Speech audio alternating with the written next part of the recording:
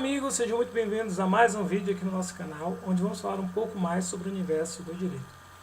E como eu já estou, deixa eu concentrar a câmera aqui um pouquinho, como eu já estou mais avançado nos estudos do direito, eu venho dar para vocês a diferença daqueles outros vídeos que eu fiz aqui, falando sobre como é o nosso estudo no direito. Bom, a respeito daqueles vídeos que eu fiz para vocês, uns eu falei sobre como escolher a faculdade, para quem tem a oportunidade de escolher, e outros eu falei com os métodos de estudo. Eu vou retomar aqui alguns pontos. O da faculdade não, porque o da faculdade vocês já sabem. Quem precisa de orientação sobre como conseguir como fazer o curso através das plataformas do ProUni, FIES, SISU, PEC e tantos outros, e aquele outro, tem outro ainda, mais educação, né? É mais educação, eu acho, né?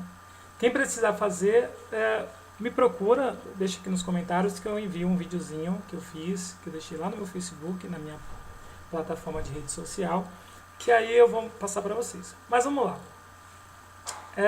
Como são os estudos dentro do curso de Direito?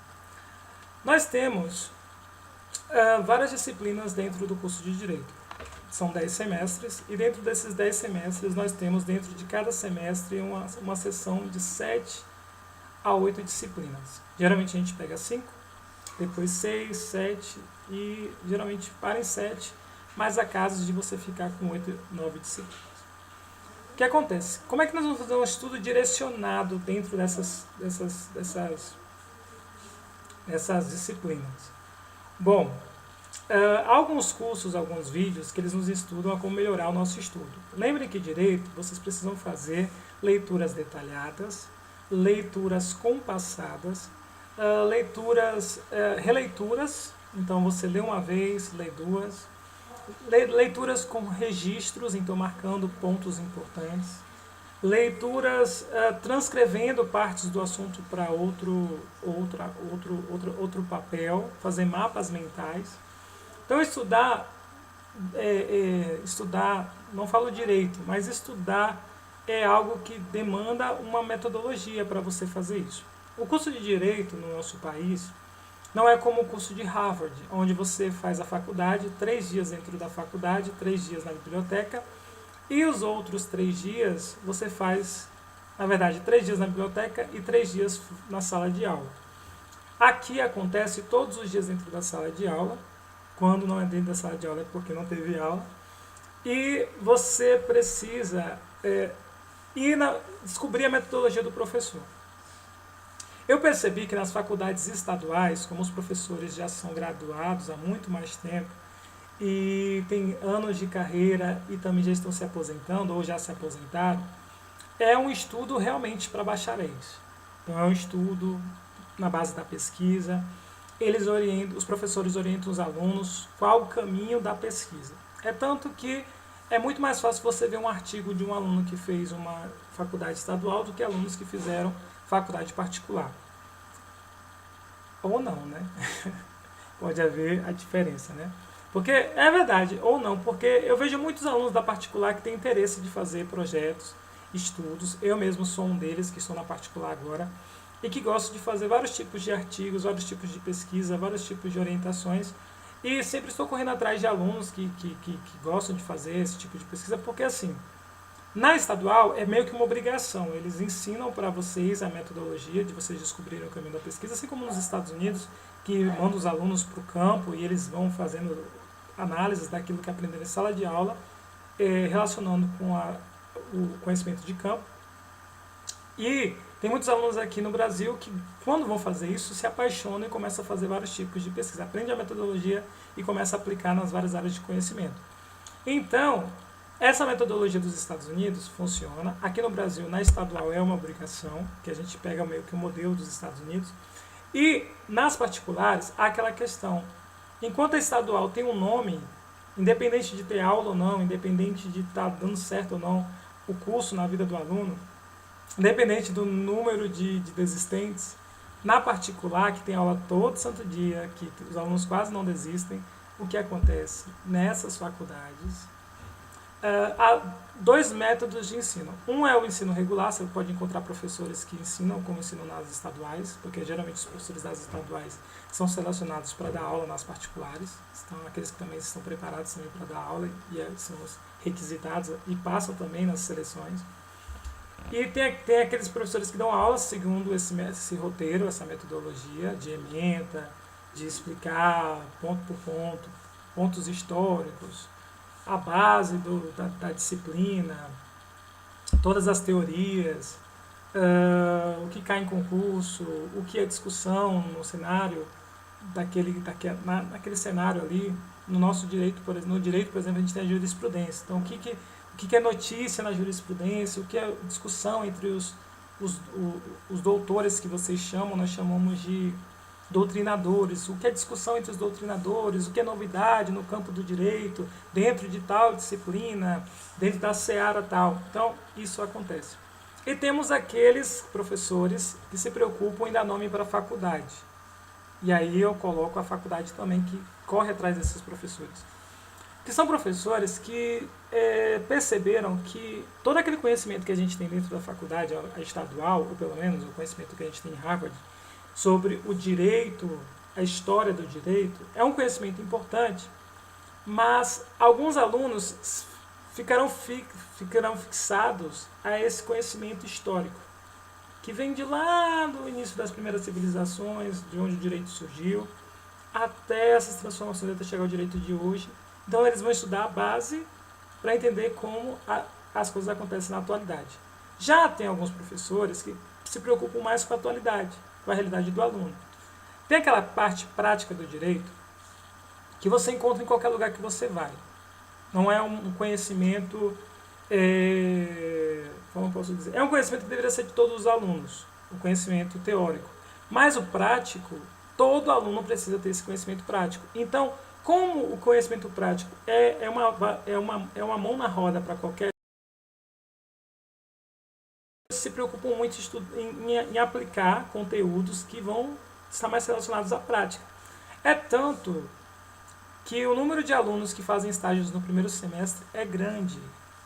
Eu mesmo não vejo. Eu converso com os alunos que foram fazer estágio no primeiro semestre, se eles continuam, e eles dizem não, porque a coisa começa a ficar repetitiva demais. Eu vejo que nessa área de atuação, na prática, as questões que caem nas provas que são relacionadas à prática, eles tiram nota boa, porque geralmente aquilo é repetitivo.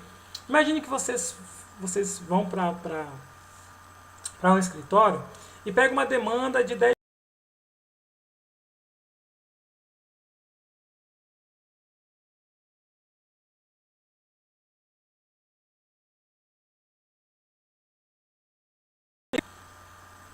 As mesmas palavras, o mesmo roteiro, o mesmo script, a mesma coisa.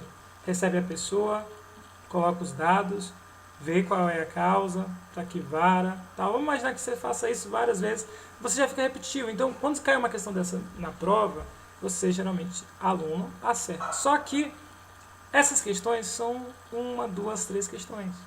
Então, as questões que caem sobre a teoria, qual a teoria vigente no nosso país, sobre algumas pegadinhas, essas são as mais conflituosas e as que mais chamam a atenção, porque as que dão um diferencial tanto nas provas da OAB como nas provas de concurso.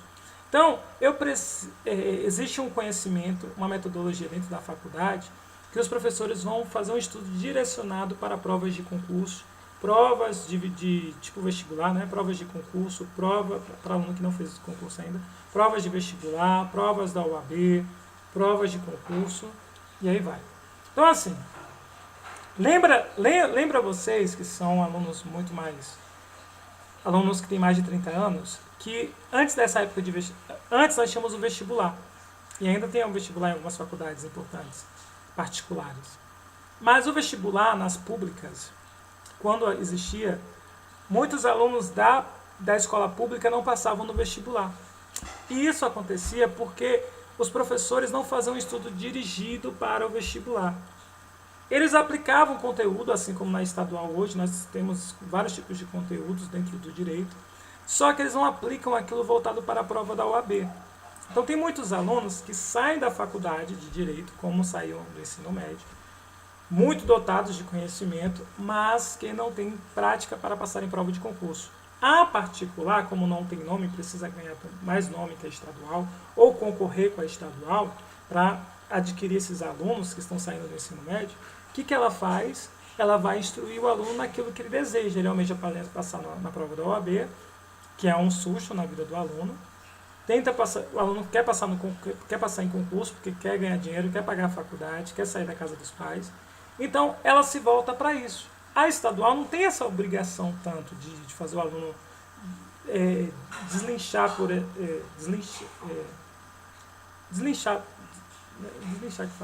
deslanchar por essa área, porque não, tipo, ele tem várias áreas que ele foi bem preparado, que ele pode trabalhar.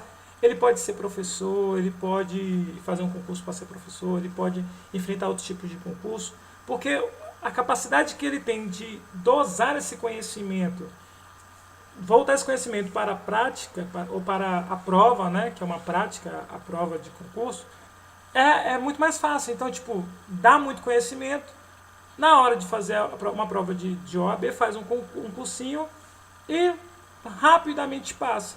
Já alunos que vai para o estadual já pagam tanto que não querem pagar cursinho. Tá aí a diferença. Então os professores acabam meio que dando aulas de cursinho para eles e eles passam rapidamente na OAB e a faculdade acaba ganhando nome. Essa é a prática que eu estou dando para vocês de como é a metodologia. A metodologia da estadual é assim. É uma metodologia que abrange realmente conhecimento por completo. Ela se volta para formar cientistas, pesquisadores, conhecedores, amigos do saber. Esse é o papel das escolas estaduais. O papel das escolas particulares é o mesmo, só que a necessidade dos alunos é diferente. Então, tipo, há essa mescla. Aí, em relação às matérias, eu vou falar de uma matéria específica e vocês usam o mesmo conhecimento que eu estou dando para essa matéria específica, tentem adaptar para as outras.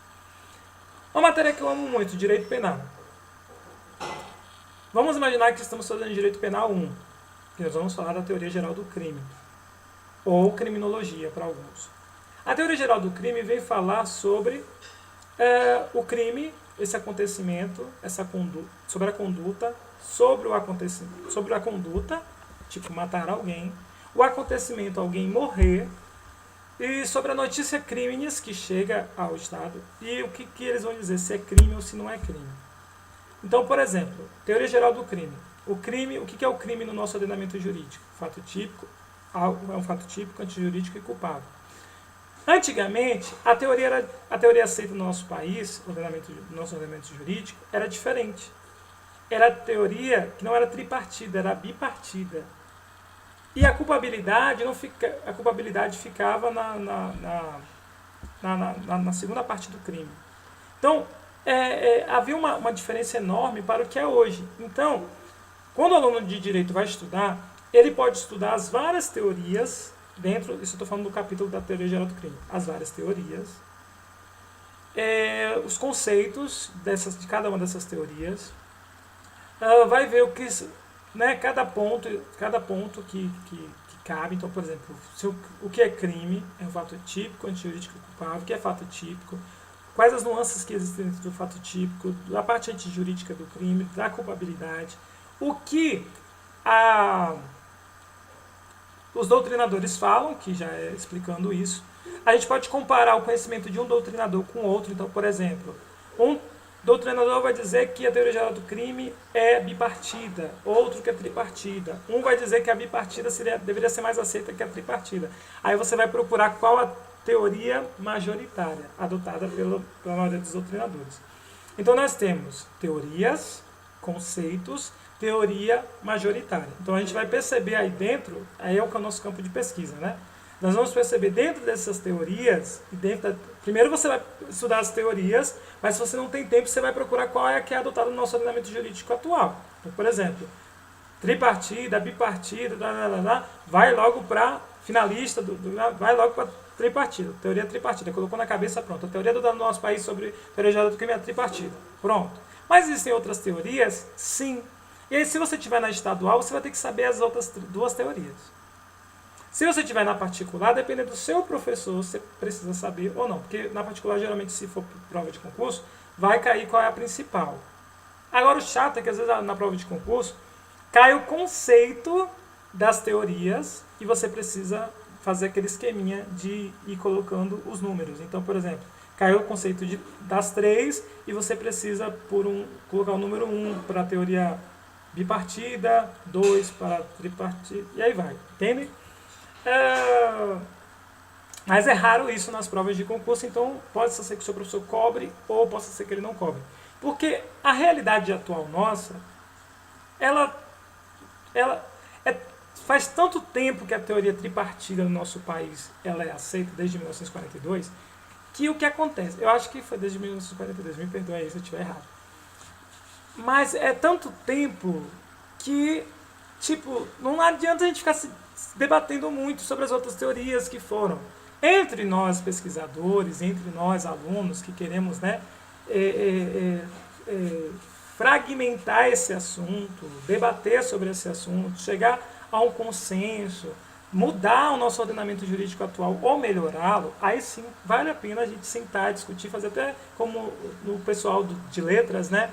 Antigamente a gente tinha vários escritores que também eram bacharéis, faziam aquelas revistas, tipo a revista do direito, né?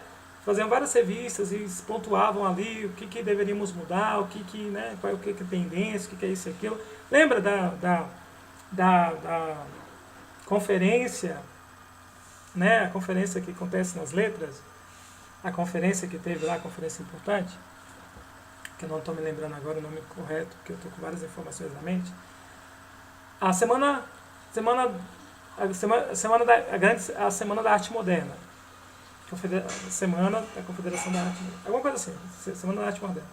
Essa Semana da Arte Moderna, ela juntou vários tipos de conhecimentos, vários tipos de tendências, teorias que havia, e foi feito um grande acontecimento. Assim também é no direito. Nós podemos sentar, nós alunos, nós que estamos dentro do direito, nós podemos fazer vários tipos de artigos que vai ser baseado naquilo que nós percebemos e falamos sabe? Porque o pensamento ele se organiza a respeito daquilo que vê e nós temos a capacidade de fazer uma opinião, um raciocínio, um discurso e poder colocar isso no papel. Quando nós colocamos no artigo e apresentamos diante de uma banca dentro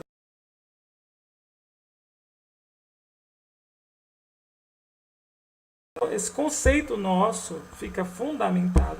Uma vez fundamentado, aceito pela banca, nós vamos conseguir levar eles para as revistas científicas. E aí esse conhecimento vai ser compartilhado com vários estudantes de direito. Então, para o nosso ordenamento jurídico, que é onde nós vamos trabalhar, nós vamos atuar, se nós tivermos um conceito, uma visão, é melhor. E agora eu vou deixar uma dica para vocês. Não espere o TCC para vocês perceberem quais são as problemáticas que existem dentro da área de atuação do direito. Então, por exemplo, se você gosta de direito civil, está estudando direito civil, por exemplo, a gente estava estudando direito de família. Nossa, eu percebi, por exemplo, e eu fiquei calado, eu percebi que em relação aos homossexuais, não havia dentro do direito civil, só havia, tipo assim, não havia menção dos homossexuais na parte do casamento. Só existia menção em um artigo e era bem sabe, bem assim, bem... Eu fiquei com medo, eu falei assim, se eu for falar, o povo vai dizer que sou homossexual, então eu vou ficar calado.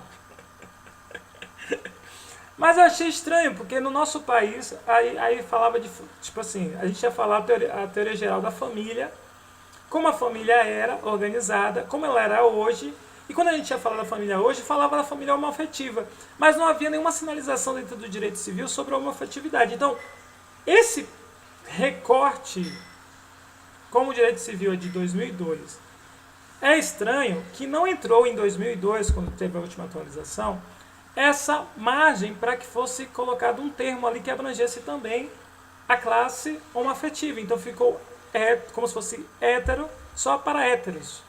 Tipo, embora a teoria versasse sobre as famílias homoafetivas também, parecia que essas famílias eram vistas como homem e mulher ainda, como héteros. Só que, quando nós vamos ler, Aí isso seria uma problemática, ok? Porque os homoafetivos poderiam dizer, nós não estamos sendo representados pela doutrina no direito civil. Só que aí existe aquela margem. Quem é que procria para formar a família, seja ela qual for? O homem e a mulher.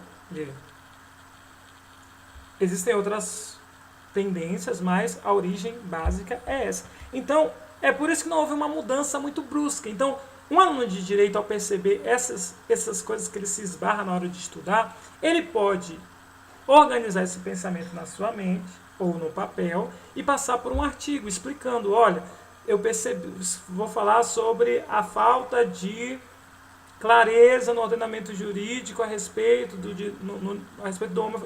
da família homoafetiva no direito de família. A caracterização, sabe, sinalizando que, sabe, essas coisas, né? E aí, o aluno ele vai escrever, vai falar o porquê, como eu fiz aqui, né, explicar o que ele viu que era um problema. Por exemplo, no direito civil, na teoria fala, mas no código não está transcrito o texto de maneira clara. Então, como é que como é que isso poderia gerar um problema? E se a gente pegasse um juiz que ele fosse homofóbico, ou um juiz que fosse muito radical ou muito tradicional, como ele poderia ver essa questão? Vamos imaginar que tenhamos lá um hétero brigando com uma mãe homoafetiva pela guarda do filho. E se o juiz cresce que era melhor ficar com o hétero? E aí? Uma família que se fragmentou, a mãe descobriu-se homoafetiva e o pai permaneceu hétero. E aí? Com quem a criança vai ficar? Na maioria das vezes, pela tradição, ficaria com a mãe. Mudou o tempo que os homens fazem parte, guerreiam pela guarda compartilhada. Mas nessa questão da homoafetividade, que é uma nova tendência, ou pelo menos a gente está discutindo muito mais abertamente sobre isso, o homem consegue lutar e ele vai usar esse discurso. Ela é homoafetiva. Ela talvez não tenha a melhor educação para dar para o meu filho, que eu quero criar como hétero. Se ele criar perto dela, talvez ele seja homossexual. Tipo essa guerra, que às vezes não tem fundamento, mas a depender do juiz, que não tenha uma abertura para esse tipo de família homoafetiva, talvez a gente esbarre num problema. Então, o aluno de direito, ele pode, ao estudar direito de família, fazer esse artigo explicando, a teoria fala sobre isso, no código está assim, na prática se resolve assim, e isso não é um problema por causa disso, disso, daquilo, ou isso é um problema por causa disso, disso, daquilo. Quais são os problemas, quais são os prós, quais são os contras. Isso é uma fundamentação para um artigo, mas na faculdade estadual a gente faz isso já durante todo o curso. Na particular, a gente faz isso geralmente quase no finalzinho do curso. Então essa é a minha guerra com a particular. Porque quando o aluno está tão acostumado com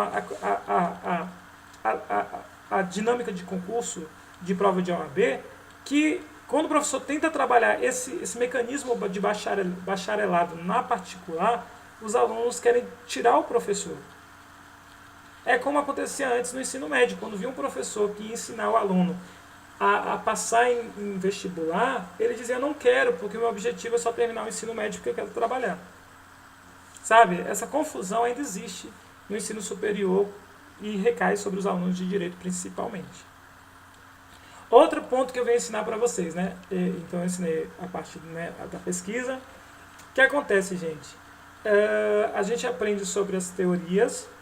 Aí, em relação à teoria, você tem que focar na teoria que é atual, aceita atualmente. Se existem duas, focar nas duas. Se o professor gosta de cobrar o conceito, então pegue o conceito das três, se for três, das duas, se for duas. Depois tente ver qual é a discussão no ordenamento jurídico entre os doutrinadores.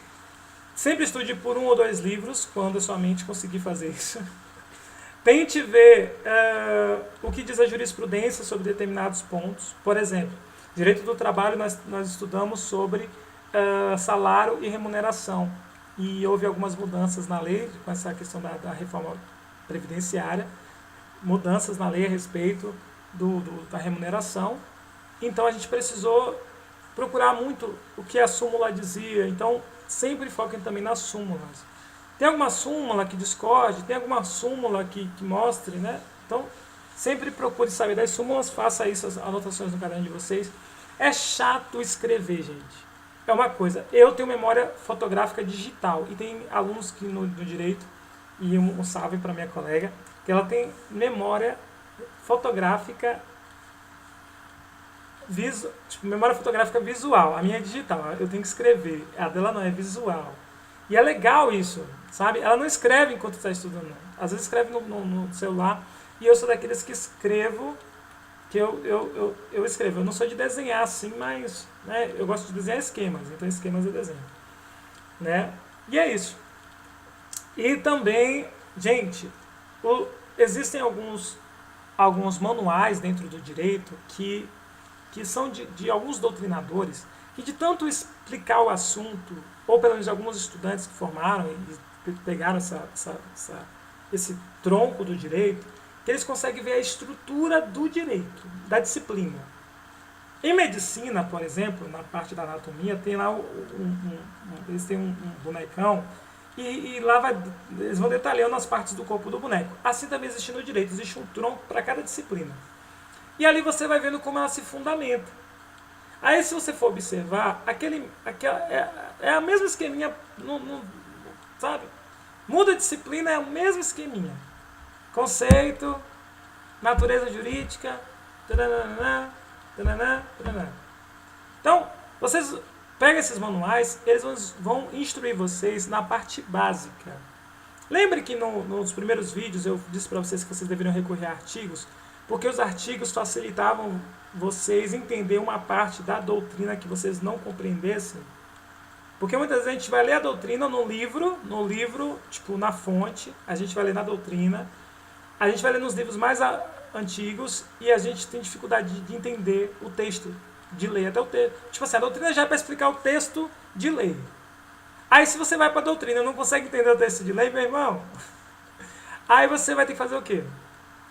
Ir no artigo. Aí você pega um artigo atualizado, né? Se for um trabalho que você esteja fazendo, que vai falar sobre artigos que ou comparação entre artigos, ou artigos que já foram desatualizados, aí você vai procurar esses artigos mais antigos.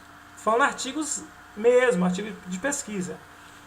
Caso você esteja falando sobre um artigo novo, ou um artigo do código que está no código atualizado, e que vocês não consigam fazer a interpretação, vocês vão no artigo de algum aluno, de algum estudante de direito, de algum formando de direito, formado, né? E aí eles vão dizer para vocês ali o que é, como é que aconteceu.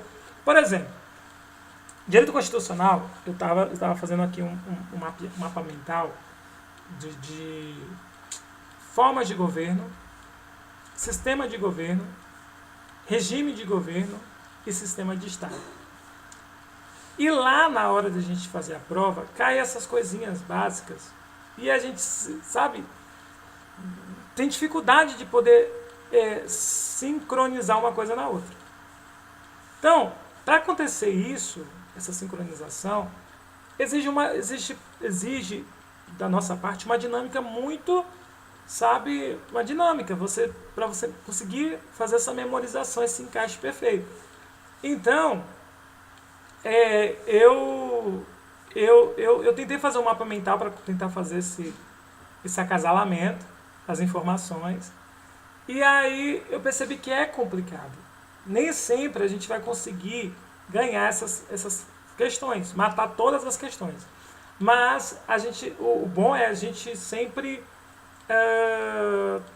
tentar assimilar o máximo. Por exemplo, eu tenho uma prova de 20 questões. Gente, assunto, veja bem, é o exemplo que eu vou dar para a situação anterior. Eu tenho uma prova de 20 questões. Eu não estou conseguindo assimilar a parte complicada. Então eu vou para onde? Para a parte fácil. Isso é dinâmica para a prova de vestibular e a dinâmica que sai para o direito também.